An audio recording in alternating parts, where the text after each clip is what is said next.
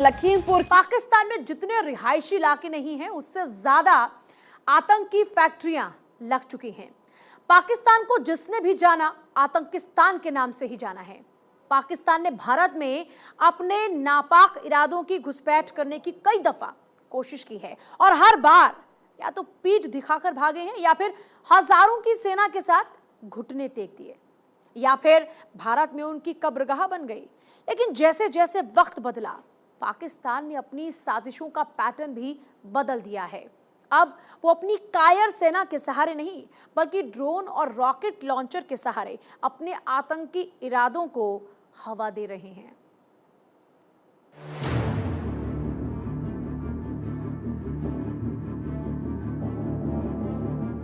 ये है भारत पाकिस्तान की सीमा पर मौजूद पंजाब का तरन तारन शहर, जहां शुक्रवार की रात 11:22 पर शहर में सन्नाटा पसरा हुआ था। सड़कों पर शांति बसर कर रही थी। मौसम सर्द था, शहर ठहरा हुआ था। लोग सोने की तैयारी कर रहे थे। सब कुछ सामान्य था। तभी तरन तारन के सरहाली थाने के बाहर नेशनल हाईवे पर हलचल बढ़ गई।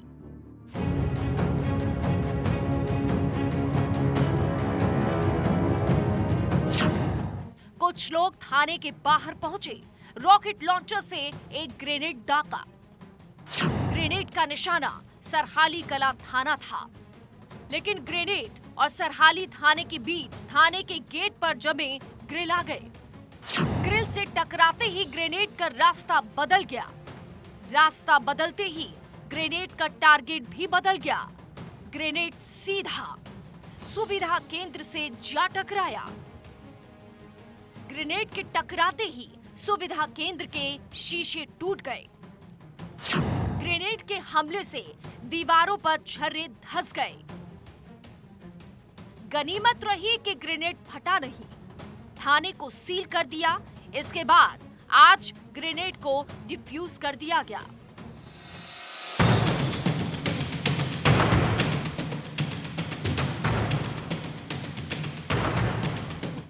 निशाना चूकने से जानमाल का कोई नुकसान नहीं हुआ।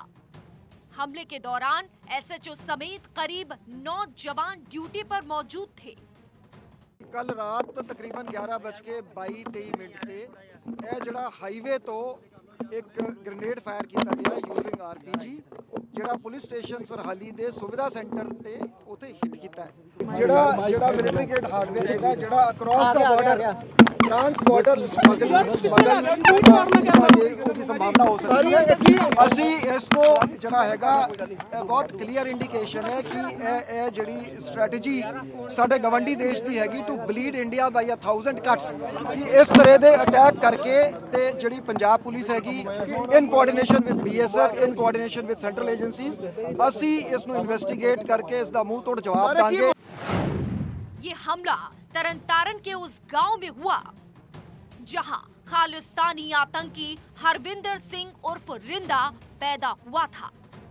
पाकिस्तान में बैठा खालिस्तानी आतंकी रिंदा की मौत हो चुकी है, लेकिन पाकिस्तान रिंदा और खालिस्तान को जिंदा रखना चाहता है ताकि पंजाब को अशांत किया जा सके। पंजाब को 1980 के दशक के दौर में धकेला जा सके।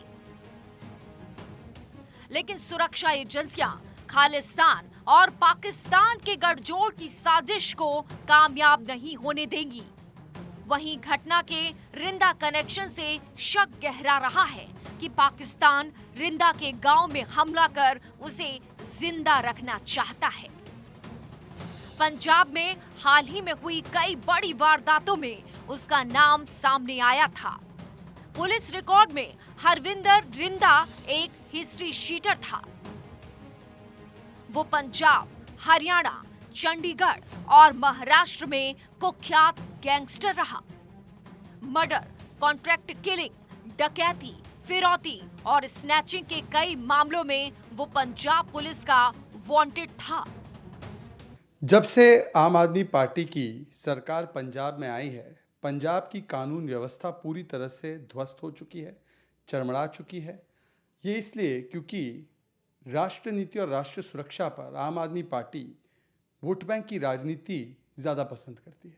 आज पंजाब में गन सरकार है, GUN गन सरकार, G for gangster, U for उग्रवादी, N फॉर नशा माफिया। जब पंजाब में आम आदमी पार्टी की सरकार आई तो उन्होंने कहा वो गैंगस्टर्स के खिलाफ एक्शन लेंगे, पर आज गैंगस्टर्स का खुला एक प्रकार से वहां पर नाच चल रहा है। तरनतारन थाने पर रॉकेट से हमला, यानी पंजाब को फिर आतंकवाद की आग में झोंकने की साजिश। क्योंकि तरनतारन बॉर्डर इलाका है, तरनतारन से होकर भारत और पाकिस्तान की सीमा गुजरती है। तरनतारन में जिस रॉकेट से हमला हुआ है उसकी तस्वीर सामने आ गई है। तस्वीर में दिख रहा है कि रॉकेट पर PK लिखा हुआ है। PK का मतलब पाकिस्तान है, जो बता रहा है कि पाकिस्तान एक बार फिर खालिस्तानी आतंकियों के साथ मिलकर पंजाब को अशांत करने में जुट गया है। RPG यानी पोर्टेबल रॉकेट लॉन्चर कंधे पर रखकर दागा जा सकता है। रूस यूक्रेन युद्ध में दिखाई दिया था। तालिबान इसका इस्तेमाल करता रहा है।